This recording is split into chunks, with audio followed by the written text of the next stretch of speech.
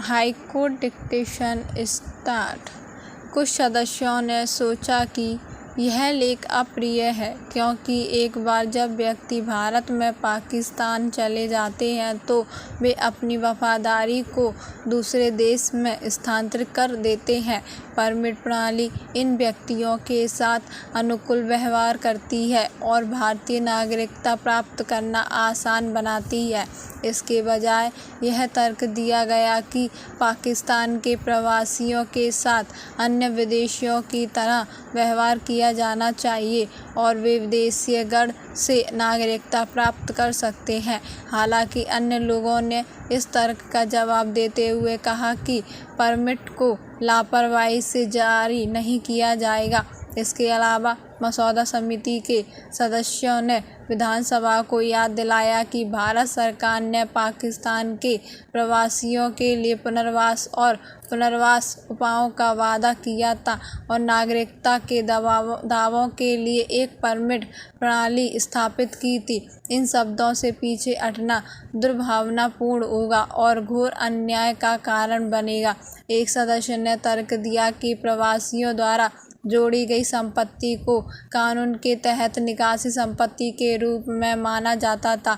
किसी व्यक्ति की वापसी और भारतीय नागरिकता के बाद के अधिग्रहण पर उनकी संपत्ति के दावों का निपटारा कैसे होगा। मसौदा समिति के एक सदस्य ने स्पष्ट किया कि अंतर्राष्ट्रीय या घरेलू कानून में नागरिकता और संपत्ति के अधिकारों के बीच कोई संबंध नहीं था। 12 अगस्त 1949 को सभा ने बिना किसी संशोधन के इस अनुच्छेद को स्वीकार कर लिया।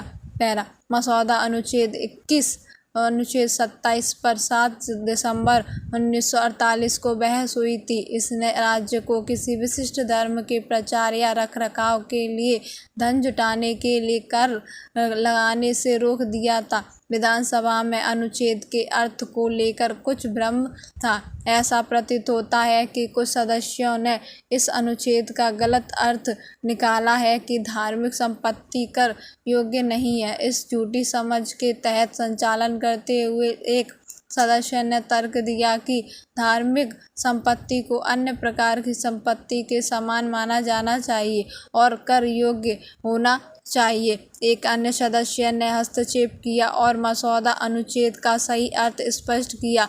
उन्होंने बताया कि भारतीय इतिहास में राजा अक्सर एक विशेष धर्म का समर्थन करने के लिए एक विशेष कर वसूल करते थे। सार्वजनिक कर के पैसे के इस प्रयोग का धर्मनिरपेक्ष भारत में कोई स्थान नहीं था।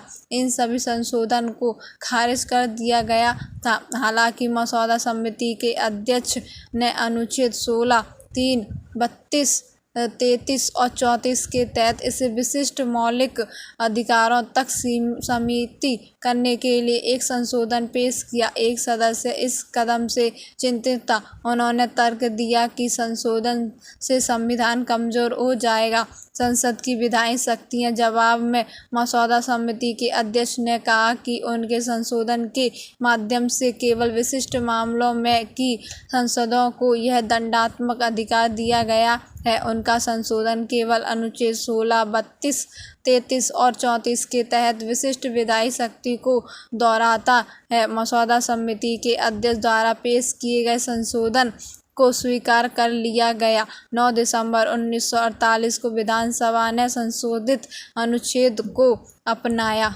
Dictation stop.